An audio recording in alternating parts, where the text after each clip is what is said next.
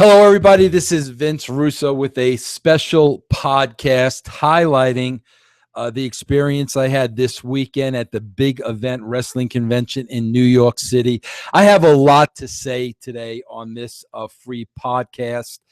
Rather than write about it, I thought I'd talk about it because it would take me half the time.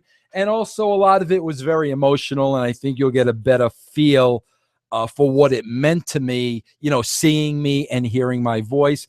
Before we get started, I want to take care of a little bit of business and mention a couple of other topics. First and foremost, I want to mention my sponsors, Kayfabe Commentaries and Sean Oliver. These are the best shoot DVDs on the market. I urge you, go to the website, check them out, kayfabecommentaries.com. These aren't under the WWE umbrella. So when they bring on a Kevin Nash, when they bring on a Scott Hall, when they bring on anybody who is anyone in the wrestling business, you're going to get the straight scoop. I've done 4 DVDs with these guys, a professional outlet. I'm extremely proud of the DVDs. Please check them out, kayfabecommentaries.com. Also, this month till the end of the year, we have a special $3.95 a month membership to the brand. Listen, people, that's less than $1 a week. I don't know what else to tell you. We give you programming, video programming every single day for less than $1 a week. You can't get coffee for less than $1 a week. I don't know what you can buy for less than $1 a week. You can't get anything at the dollar store for less than $1 a week because you got to pay sales tax. $3.95 a month for a month. Lifetime, that would be the price. You can opt out at any time. There's no lifetime commitment. You need to go to vincerussobrand.com and use the code word brand. Some really, really great interviews coming up. There's a 2-parter up right now with China. I know we got the Headbangers coming up. Mr. Anderson is coming up. I do 2 interviews a week. The rest are assorted and different shows. Okay. Enough about that. Couple of topics I want to cover. First of all my thoughts and my prayers go out to the people in Paris. I was sitting in a hotel room by myself Saturday night in New York City when all this news broke, and I saw the headlines. Man, I just got to tell you, man, there's just some really sick and disturbed people in this world. It's all about loving each other, man. It's all about loving your brother and putting others before you. And I know I talk about that all the time, but it's really that simple. Love one another. Love everybody as your brother, for crying out loud. Killing people and taking innocent lives. It's just such a sad, sorry state of affairs for humankind. And all my thoughts, all my prayers to the families of the victims in Paris. Just a horrible tragedy. I don't usually like talking about stuff like this, but I have to mention it because it's really been on my heart. I also want to mention the passing of Nick Bockwinkel, one of the all-time greats in professional wrestling, a man who really solidified what a professional wrestler was. If you look professional wrestler up in a dictionary, you'll see a picture of Nick Bockwinkel. 80 years old. God bless you, Mr. Bockwinkel. You were just an inspiration to all of us, and you will never, ever, ever be forgotten for what you did in the wrestling business. I also want to talk about, I was shocked to wake up yesterday morning and read about Ronda Rousey. And I just hate the fact that, everybody now are taking their little pop shots at Ronda Rousey. Ronda Rousey is human like everybody else, and she proved to be human. You will never take away what this woman has accomplished, and I guarantee you is going to accomplish a great deal more. Again, an opportunity for people to strike somebody when they're down and they're taking the opportunity. That's just a sad state of affairs for us as human beings. And I wish all of us would just cut the crap. Just stop. Just love each other. Stop the negativity. Stop the freaking hate in the world. It's ridiculous. And that's what I'm here to talk about. And that's what I wanted to get across today. And I wanted it to come from my mouth to you. And listen, I'm going to put it all out there. I always put it all out there. Whether there are things I'm embarrassed about myself or not, I don't care. I can't help to be honest. Being honest has gotten me in trouble so many times in my life. I don't care. It's the only way I know how to be. I wear my heart on my sleeve, and I always will. That's who Vince Russo is. Now, I'm going to tell you something, and I'm going to set it up at the beginning. It's almost 4 years ago that I walked away from TNA, and I left a business that I absolutely loved. And I walked away for all the right reasons, because it became an unbearable working environment for me. So I walked away for all the right reasons. I have no regrets when I look back. However, I'm going to be completely honest with you. When I walked out of that TNA locker room, I left a big part of myself behind. Since 1994, 1995, for almost 20 years, I made a living of working with professional wrestlers, the boys and the girls. That's what I did. That's what I loved, and that's what I thrived on. These individuals were blue-collar workers who took great pride in what they did, went out there every night and put their bodies out on the line. These were real people that I loved and I grew attached to, and they became a part of my life. I wanted to do whatever I possibly could for these human beings. They were a part of my makeup, a part of my chemistry. And listen, I'm going to be totally honest with you. WCW and TNA management and politics made my life a living hell. Simple, period, end of story. I'm not going to pull any punches. I didn't have that situation at the WWE. Working under Vince McMahon for 5 years, Vince totally had my back. Nobody screwed with me. I was allowed to do my job with no interference, and that's when I really thrived. And I can't thank Vince enough for that. I have nothing bad to say about my experience at WWE, but when I left, it became a political nightmare. So as I said, 4 years ago, I walked away from TNA, and I left a part of myself in that locker room. Now, here comes the hard part, and this shouldn't be news to anybody because I talk about it all the time. Since I've been home, I've dealt practically daily with depression.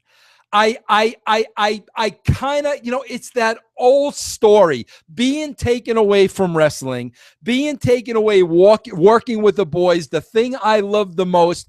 I didn't know who I was anymore. I didn't know what my identity was anymore. I didn't know what I was supposed to do anymore. And I know a lot of wrestlers go through this themselves. Trust me, when their career is over and all of a sudden they're not in that ring anymore, they're going through the same exact thing. Who am I? That was my identity. What do I do now? And a lot of times you find yourself spending a lot of time alone, as I do in my house, in this office, behind this microphone. And I get depressed, and I deal with depression on a daily basis. I'm going to be honest with you. I don't get treatment. I don't get helped because I'm not going to be medicated. I've seen what that does to people. I choose not to do that. So it is a battle with me every single day that I take on by myself. With that being said, I started getting in a little routine of, like not even wanting to leave the house anymore. I'm going to be honest with you. I'm safe here in my office, in my environment. I don't want to communicate with anybody. And I try to avoid leaving the house. I'm going to be honest with you. I'll take my jaunts to goodwill, now and again. Those that know me. I like to go to thrift stores. That's about the extent of it. I don't talk to many people. I definitely don't communicate with people one-on-one in person. I kind of tend to stay with myself and just kind of, get through my issues, of course, with the help of God. So with that, the opportunity came up to go to this convention in New York City. And the first thing I did was I was like, okay, let me see who's there. So I went over the list and I saw just about anybody is going to be at this convention. So what always happens with me when that happens is the Rolodex in my mind starts turning the pages. Okay, who do I have heat with that I don't even know I have heat with? Because that's how it is sometimes in wrestling. If you got heat with somebody, they don't tell you. You wind up reading about it in an interview. So I'm going through the list of names. Who do I have heat with? Who do I have heat with? Who do I have heat with? If I go to this convention, is there going to be any trouble? Is anybody going to confront me for something I don't know about? That's what I'm going through. And quite frankly, I don't want to go. I'm talking myself out of going to this. But then I realized, listen, since I left wrestling, it has not been easy. I have had to hustle every single day to pay my bills. I'm not going to lie to you. And a lot of people don't understand. I wasn't a wrestler, so I wasn't making wrestler money. I had a few good years, but over 20 years, I did not have a fortune saved. That's not how the job paid. So quite frankly, since I walked away 4 years ago, I've been podcasting. I tried opening my own business. I do whatever I can do to make ends meet. But at the end of the day, I need to earn a living. So this was an opportunity for it to be a payday. I have a family I have to support. I'm putting my third kid through college, and I'm like, okay, I have to go to this. But I have to tell you, I dreaded it. I dreaded it. I left on Friday. Thursday night, I was sick to my stomach. Who's going to have issues with me? What kind of an experience is this going to be? I don't like leaving my house. I'm safe here, yada, yada, yada. So I left on Friday, and it's a long plane ride from Colorado to New York. It's about 4.5 hours. So I finally get to the airport, and if you follow the brand, you know that the last appearance I made, it was a nightmare. Somebody picked me up. It was a vicious rainstorm outside. The person didn't have a walking defroster. He couldn't see out of his window. I had to get out of the car. I had to wait for somebody else to pick me up. So it didn't start on a good foot. So this time I got off the plane, of course, expecting the worst. And I was greeted by somebody who picked me up, an indie worker on the East Coast. The kid's name was Robbie Rebel. And I want to point out Robbie Rebel because this kid was such a stand-up guy, such a great young man, respectful, manners, hard worker, telling me about, trying to make it as a wrestler, what he's going through, Mr. Russo this, Mr. Russo that, just the kind of guy I would want to be one of my own sons, this Robbie Rebel. So, immediately I liked Robbie Rebel. I hit it off with him. Great kid. Brought me to the hotel. I met the guys, that I would do the convention for. Charlie, the first time I worked with them, Gimmick Tree Entertainment. Great guy. I had to do an interview in the morning with Big Mike. I met Big Mike. Great people. Okay. I went to bed that night, as I said, all this Paris stuff, I was up all night because there were just these attacks in Paris, and my heart's bleeding for these people and trying to understand the hatred of the ones who committed the crime, which I can't comprehend. It's beyond my comprehension. but then also the realization of, okay, this just happened in Paris, and here I am in New York City. So with the combination of those two, I can't sleep all night. Finally, I have to get up. I got to meet Mike at 8 o'clock in the morning. Me and Mike does the interview with me, Big Mike, for Gimmick Tree Entertainment. We do a great interview. I hit it off with Mike. He's an old school wrestling fan, just like me, from Atlanta, but we still hit it off. At that point, Charlie took me to breakfast. I'm going to try now to kind of lay out the rest of the day as it happened. And I hope I don't forget anybody along the way. But I want to share my experience with you because, as I said, I dreaded this. I didn't know what to expect. I don't go to these things often. And let's face it, I'm very vocal about where the wrestling business is today. I'm very vocal. I'm very honest about where wrestling is today compared to where it was. So I sit down and I have breakfast with Charlie, and I'm greeted first by somebody that I was always a very big fan of.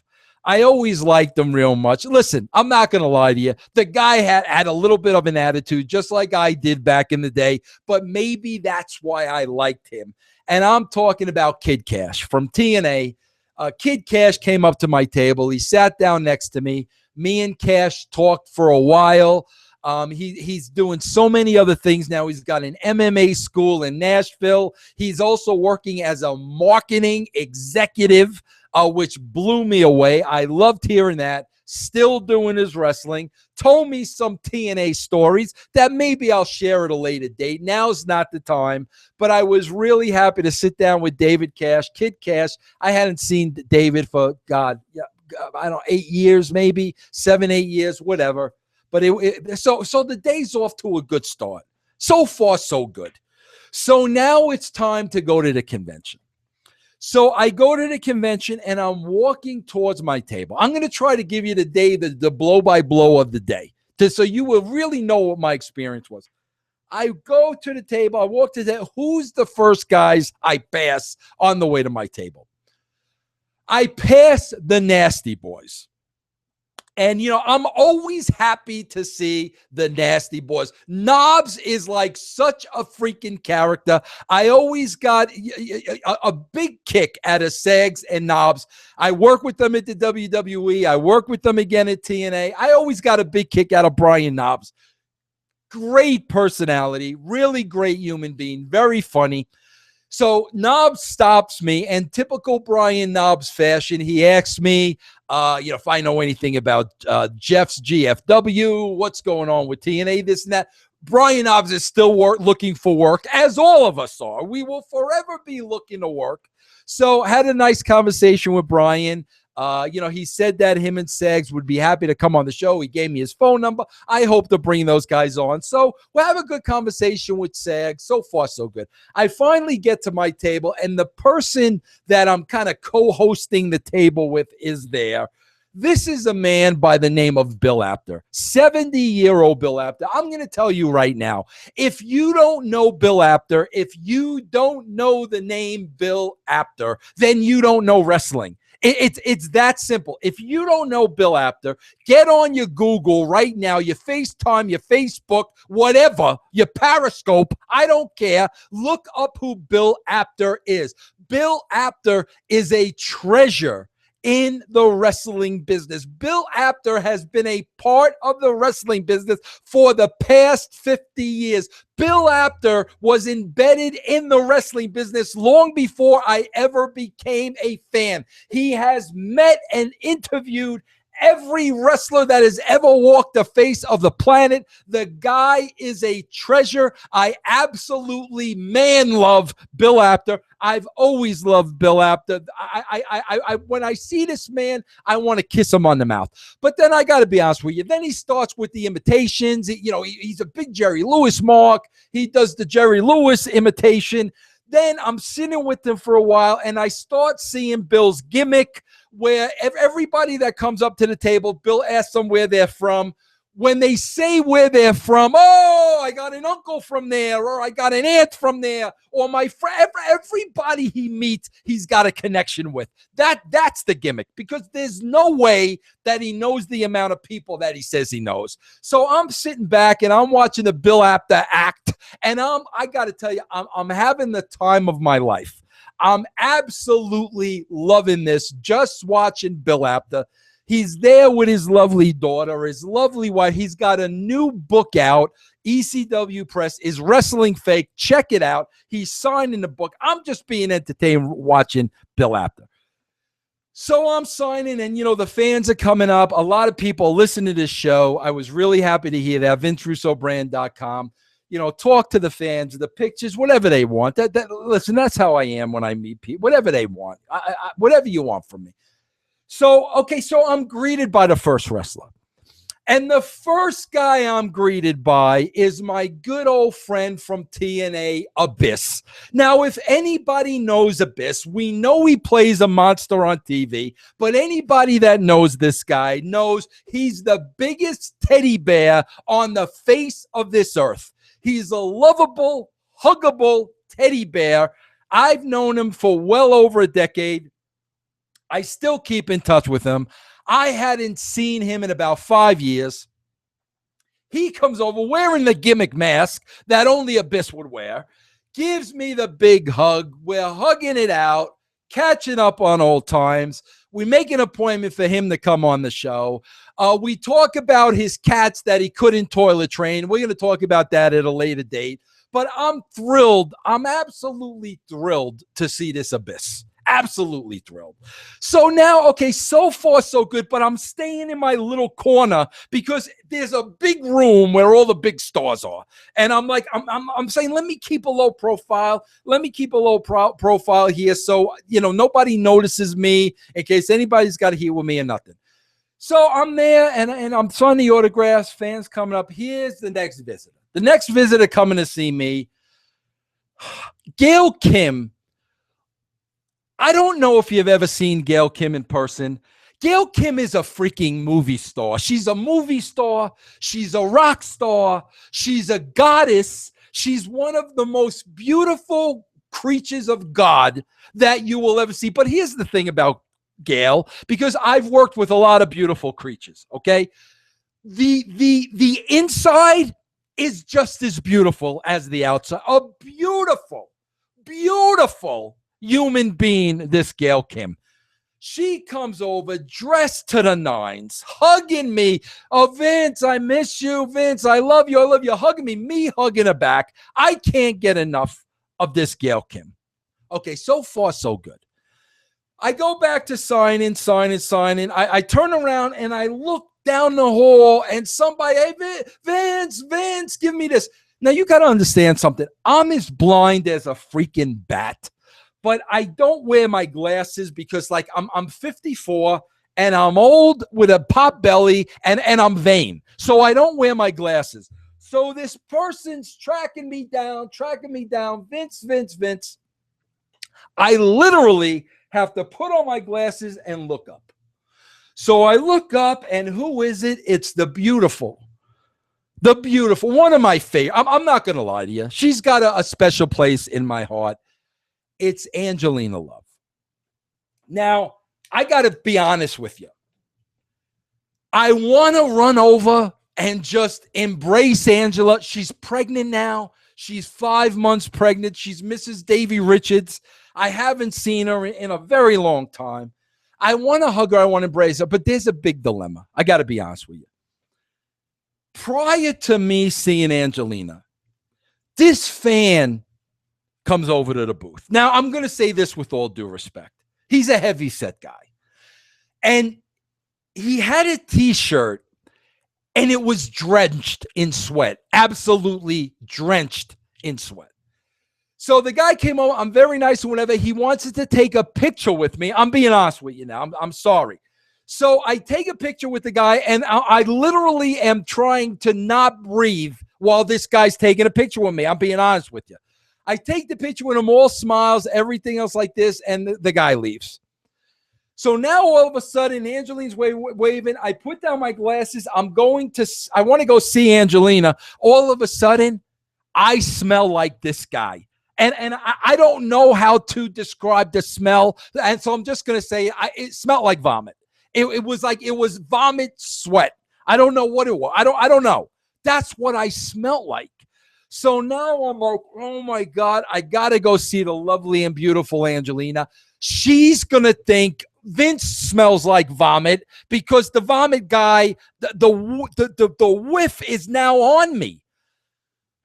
So I go over to Angelina and I'm trying to keep my distance from Angelina, but it's very hard. She's got this little tiny belly now, and I just wanted to hug her and I just wanted to embrace her. And as I'm getting closer and closer to the table, I'm becoming more and more paranoid, and I'm smelling myself like this as I walk over. And the next thing I know, as I'm approaching the table, who's next to Angelina?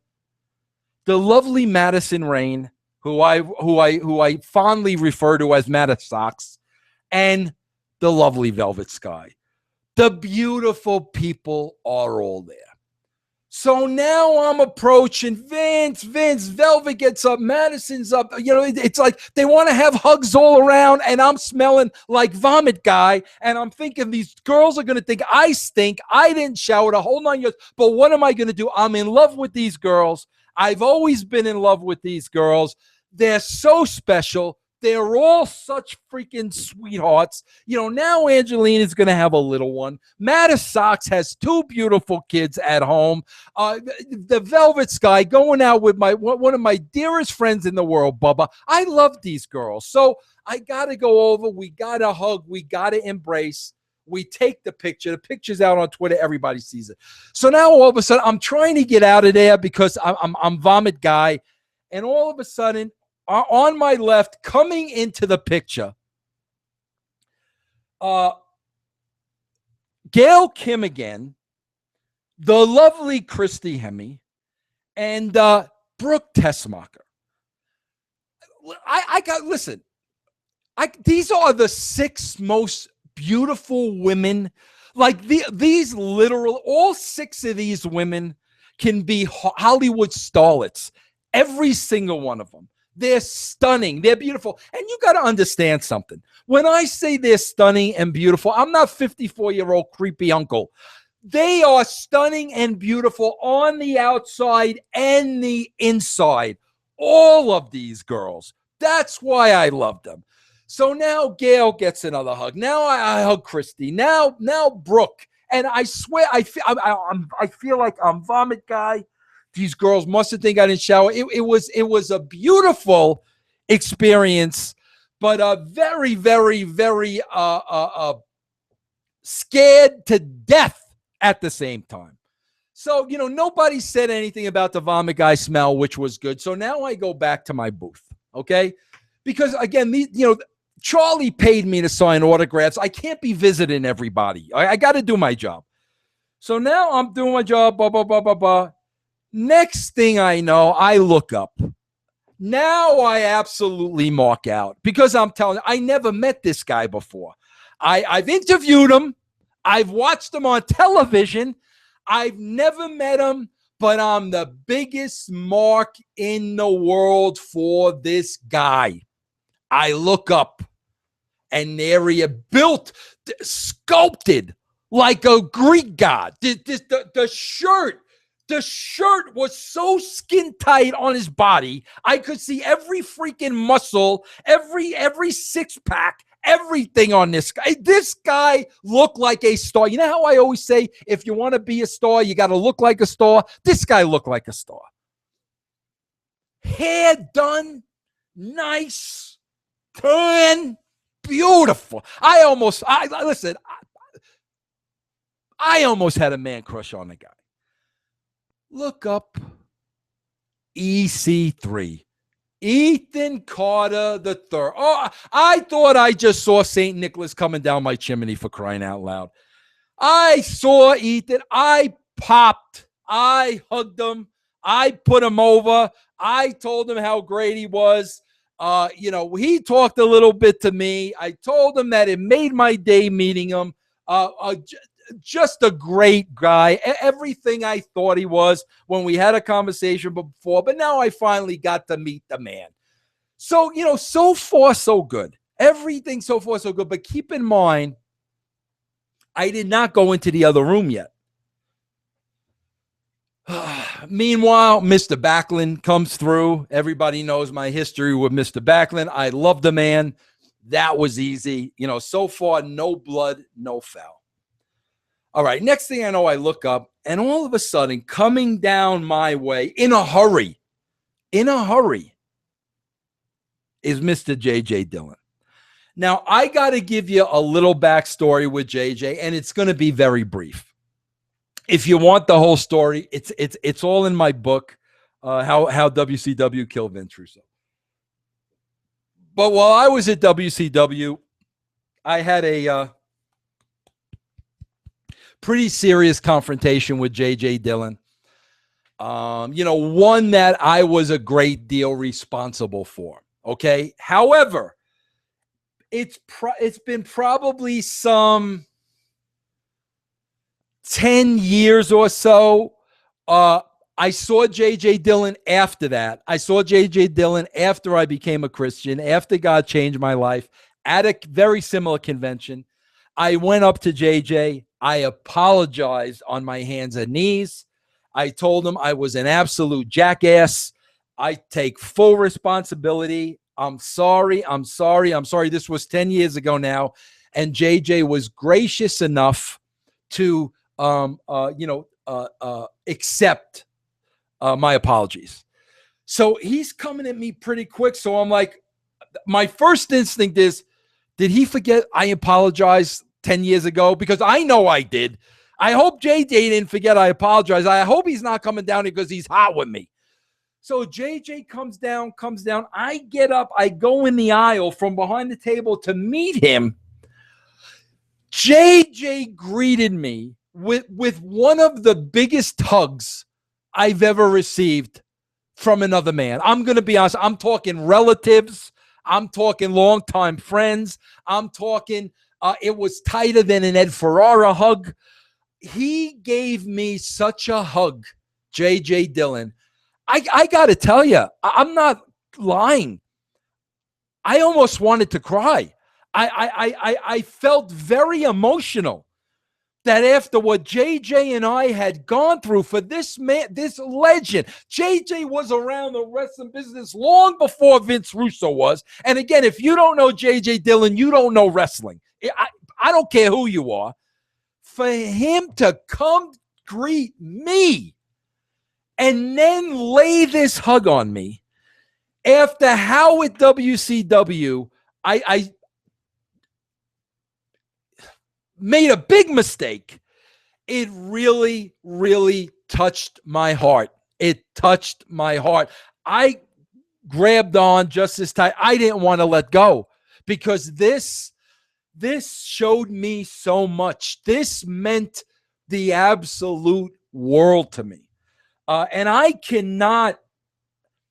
just cannot put JJ Dillon over enough.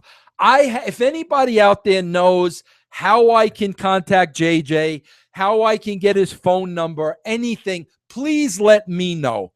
I want to bring JJ on here, man to man. I want to tell him face to face what this meant to me and how much respect I have for him. Because now, right here now, this made the trip worthwhile. Getting this kind of welcome or acceptance from JJ Dillon made this job absolutely 100% worthwhile. Okay, so now with this, I'm ready to go in the big room. Okay, the big hitters are still out there. I don't know how they're going to take to me, the big hitters. So I go in the big room now. And you got to understand, I am as blind as a bat. So I got my glasses on. I still smell like vomit, man. And there are little posters the size of this with the wrestler's picture and their name on the wall behind them. I can't freaking read it. So I'm looking around, and I literally have to get on top of them to know who it is because I'm 54 and I'm blind as a bat. So I go in there. I see Abyss again. He comes over. He hugs me like we didn't see each other before. He forgot we gone. Abyss, we went through this. I love you. I got to see other people. But I'm not going to lie to you.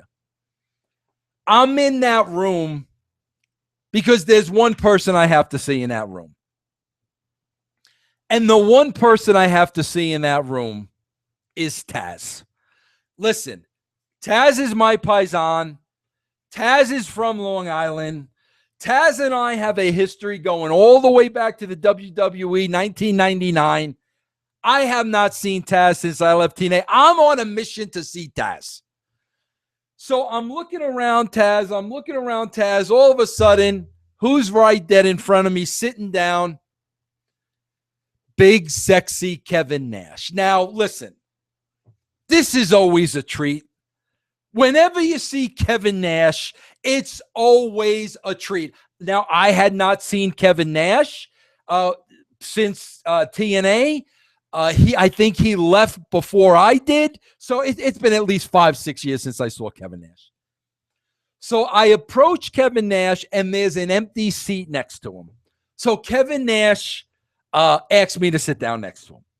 Kevin is feeling good. That's all I'm going to say. He gives me a big, giant Kevin Nash hug. Hug it out. He brings me in. So I hug Kevin. I call him the movie star. Kevin's the big movie star now. Okay. He was in Magic Mike. He was phenomenal. He's been doing a lot of acting. So I was calling him the movie star, right? So we're talking to Kevin. Kevin starts talking about the current product a little bit. I don't want to get into that. But here's the thing. This might have been, I got to take my glasses off because I'm vain. This might have been the absolute highlight of the entire trip. I'm sitting to Kevin. I'm talking to Kevin. Meanwhile, a line is forming. And Kevin's like kind of oblivious to the line because he's just talking to me. So all of a sudden, I tell Kevin, listen, I got to go, bro. These people are waiting for you to sign. I got to go. But before I go, this guy comes over and literally hands Kevin a stack of photos. But I'll be honest with you, there were probably 5 8x10s. And the guy says, yeah, listen, I'm so-and-so, and the so-and-so promoter wants you to sign these pictures. So keep in mind, there's 5 or 6 photos. So in typical Kevin Nash fashion, he takes the stack of photos and he says to the guy, I'm not going to sit here and sign these stack of photos all day. I don't care who this person is. You know how long it's going to take me to sign this stack of photos? Meanwhile, there's six photos there. So I'm cracking up because this is the Kevin Nash I know and love. So Kevin Nash takes the photos from the guy like he's going to sign them. And I turn to Kevin and I whisper in his ear. I said, Kevin, you do know if you sign these photos, you're going to kill your whole entire gimmick.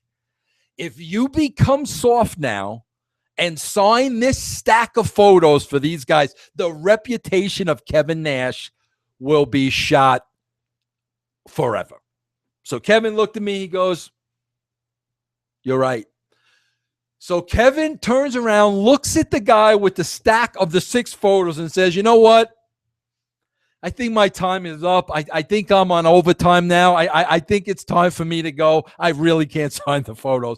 Which, if you know Kevin Nash, this is the Kevin Nash I met for the very, very first time. Listen, when I was on WGBB in 1991, okay, people that think I haven't paid my dues, 1991, Vinny Vegas was the first guest on Vicious Vincent's World of Wrestling. 1991. This is the same Kevin Nash from 1991. This is why I love the man. This is why everybody loves Kevin Nash. So I go hysterical. This makes my day now to see Kevin Nash in rare form. So now I got to go look for Taz. So now finally there he is. Like remember Christmas Vacation when Clark Griswold sees the Christmas tree and the light comes down on the tree and it's like the angels. Da-da! That's all of a sudden the lights from heaven came down and they shined on Taz. There was the man that I came to see. I beeline it towards Taz and I maul the guy. I hug him, I embrace him. In typical Taz fashion, once I'm done fussing over to him, what does he whisper in my ear? Bro, what am I doing here? I'm never doing another one of these damn things. What am I doing here, bro? Typical freaking Taz. I cracked up. He cracked up. We exchanged a bevy of honeymoon lines in the 5 minutes that we talked. I'm not kidding you. And think what you want about me. I went back and I hugged him like 3 times. And I said, I would kiss you right now on the mouth if there were not people around. That's how much I love this man, Taz. And I was happy to see him. All right, so I see Taz. I give Taz the big embrace. Now I'm looking around the room. Who's here? I see Havoc from TNA. I've invited her on the show. She's never come on the show. I go over to Havoc. I'm Vince Russo. Please come on my show. I'd love to have you on the show. Blah, blah, blah. I have a nice conversation with Havoc. We talk, blah, blah, blah. So now I'm looking around the room. Who else do I got to see? I'm telling you, I can't read half of the little signs with the gimmick. I can't read them. So I literally have to like almost get up and poke my head in and see who's who. So finally, like I wanted to see Chyna. I did not see Chyna. She thinks I blew her off. I swear to you, I did not see Chyna at all. I could not read these names. So in other words, I'll tell you who was the next person I saw because I couldn't have missed them. Sitting in the chair. Yeah, you know how I just said you want to be a star, you got to look like a star? This is a guy that to this day, you would stop everything and look at this guy. This guy walks into a room and you say, who the frig is this guy? And he's sitting there signing. And I said, excuse me. And he looked up. And I'm going to say it. His face lit up like a Christmas tree seeing me. Okay? And it was none other than Psycho Sid. And I got to tell you something. Sid stood up. I don't know how old Sid is. I really don't. I'm 54. I have to guess Sid is around my age. This guy stood up. I swear to you, the shape that this guy was still in with his shirt tucked in. His shirt was tucked into his jeans. It wasn't out over the jeans. It was tucked in. And he stood up and I was like, holy crap. But like the first thing I could say to him was, are you still hitting softball 600 feet? Because he was a monster. He looked absolutely tremendous. He could headline WrestleMania tomorrow. And Sid looked at me and he smiled and he said, a few.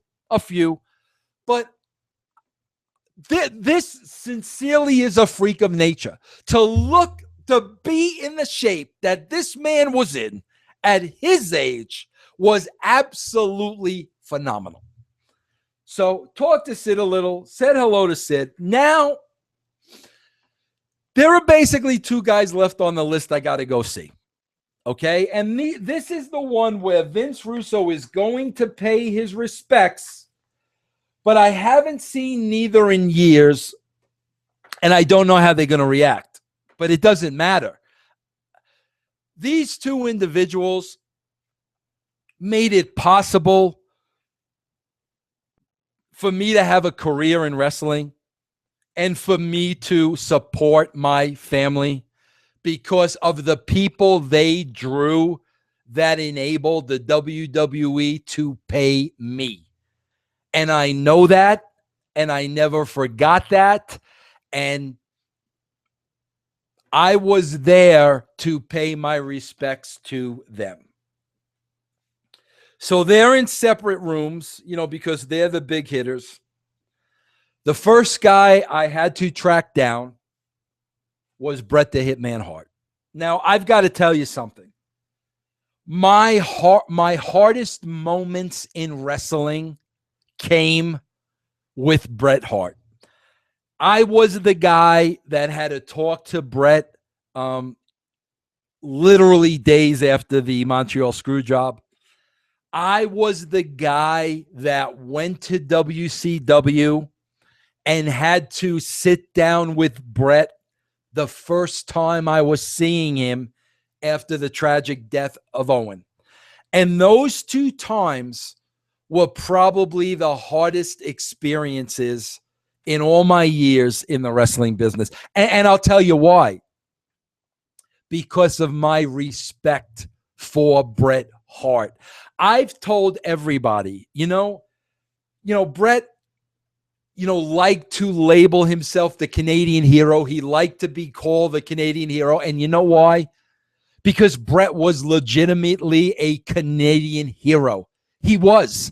That was an absolute shoot. Bret was a Canadian hero. And the respect I had for this guy from the moment I met him to the very last day I ever worked with him was perhaps more respect than I ever had for anybody else in the wrestling business. I looked up to Bret that way. Now, I know there have been interviews here and there, and I know Bret sometimes hasn't, has been critical of me on a couple of occasions, but I don't care. I don't hold a grudge. I have nothing negative to say about Bret. And like I said, he made it possible for me to make a living. So I went to where Bret was. He was having a conversation with somebody, and I didn't want to interrupt. Finally, the guy moved up. I stepped in, and I reached out to Bret, and I said, Bret, I am just here to pay my respects to you. I'm here to pay my respects. Bret shook my hand. A couple of pleasantries were exchanged. Keep in mind, guys, there was a line waiting for autographs, and these people paid to get in. So as much as I would have loved to have a conversation with Bret Hart, these people were waiting. So I just shook his hand. I said, Bret, I respect you. I love you. We talked a little bit, and then I moved on. My last stop of the day was going to be the Heartbreak Kid, Shawn Michaels. And I'll tell you why. Shawn and I think we worked a lot more closely than a lot of people really know. I think I can honestly say with all the companies I worked for, WWE, WCW, TNA, with the exception of probably Jeff Jarrett, I would say Shawn Michaels was the one talent I worked with the most. As far as producing and writing, I worked with Shawn very, very, very closely. Obviously, at that time, Shawn was in a different place. Vince Russo was in a different place. The weeks winding down to WrestleMania 14 was a very, very tough time. And somehow, some way, I kind of wound up being the liaison between Shawn Michaels and Vince McMahon, who really weren't talking at the time. I was the guy that would bring Shawn's message to Vince and bring Vince's message to Shawn, and it was a complete mess. And I'm not going to get into it because that's not what this is about. So I worked a lot with Shawn.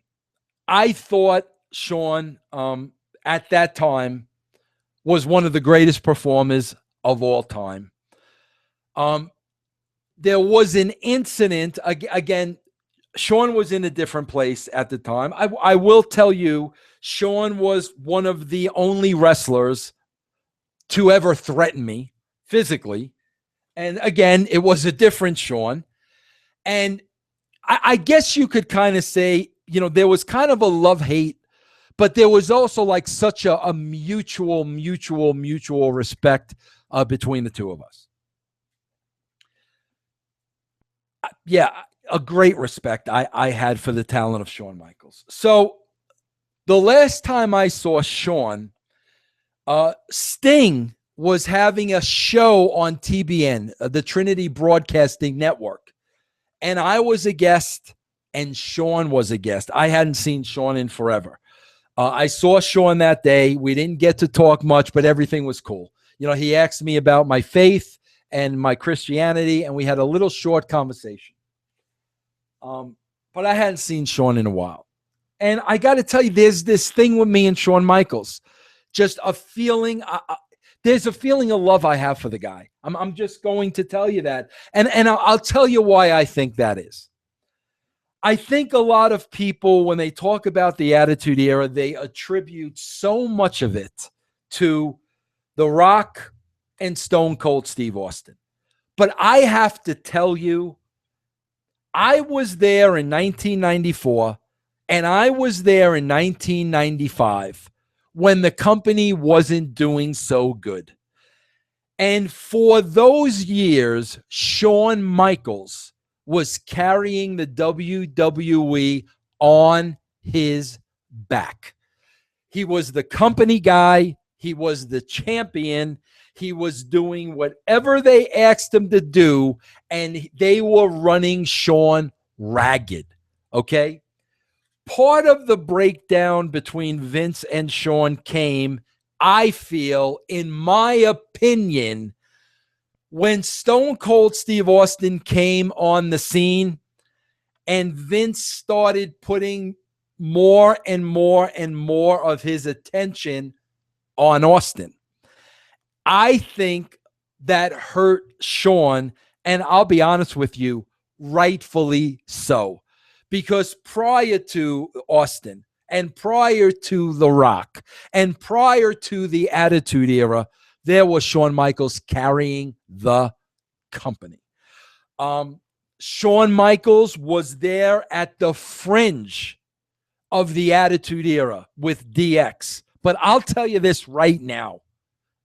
Without Shawn Michaels, there would have been no Attitude Era. Shawn Michaels was the attitude. And I'm going back now and I'm watching his work. In 1998, leading up to WrestleMania 14, and I sit there every week and I am in awe of this man. Absolutely the greatest performer in the history of wrestling, in my opinion. And the way that the timing worked really doesn't get the due he deserves. But I'm telling you, that entire boom period would never have happened if it wasn't for Shawn Michaels carrying the WWE at its lowest point and then leading them into a stratosphere that they hadn't seen before or since. And I know how great Shawn's talents are. And that's always been a part of my makeup. And a lot of times these young guys come along, and in my mind, I'm comparing them to Shawn Michaels. Why? Because Shawn Michaels could do it all. And I got to tell you, he doesn't know I feel this way about him. I've never had the opportunity to tell him I feel this way about him, and I'm going to. I plan on that because I have to, because this has been something that's been inside for a very long time. So that's why I wanted to see Shawn last. And quite frankly, again, I don't know what the response is going to be. So Shawn is literally in a lecture hall by himself. there's, you gotta go to these people before you even get to Shawn. Really set up like a star. Shawn Michaels is a star. So you got to go through people, tell them, I want to take a photo, I want to get an autograph picture, whatever, pay in advance. Then you kind of go in to see Shawn. So I go up there, I ask the guy, is Shawn inside? I want to go say hello. I go in this lecture hall, and the line is wrapped. I mean, everybody and their brother are in line waiting to see Shawn. So, of course, I don't want to take away from these people. So I kind of slip in the back end, and I kind of go behind Shawn, and he's looking down and signing something, and I gave him a little pat on the shoulder. Shawn got up, lifted his head up, saw it was me, got out of his chair, and just gave me the biggest, warmest, sincere hug that anybody has ever given me. And while Shawn was hugging me, this is why I didn't want to write about this, because I can't express to you the joy and just the gratefulness that I felt, knowing at that moment in time, the respect he knew I had for him, the respect I knew he had for me, without anything ever really having to be said. And to me, that was the most important moment of not only the entire day or the entire week or the entire month, but maybe the entire 4 years since I've been out of the professional wrestling business, here alone in my thoughts, dealing with depression, trying to figure out who I am and why did the last 20 years take place. Because it was with the Shawn embrace, it was with the JJ Dillon embrace, it was with the Taz embrace, Abyss, EC3, the beautiful people, and everybody else that day that made me understand why I did what I did. And the reason I did what I did was for the love of each and every one of them. As I said, when I left Vince and I went to WCW and then I went to TNA, literally from 1999 to 2012, it was a political, I can't express what I dealt with on a week in, week out basis. It wasn't wrestling. It was business, and it was a business that sucked, and it was politics, and it was backstabbing, and it all came from the top, and it all came from management. And the only thing that got me through that entire time was being able to leave that and go into the locker room and tell Kurt Angle, Kurt, this is what you're doing tonight. Mick, this is what you're doing tonight. Booker, this is what you're doing tonight. That's what got me through it all.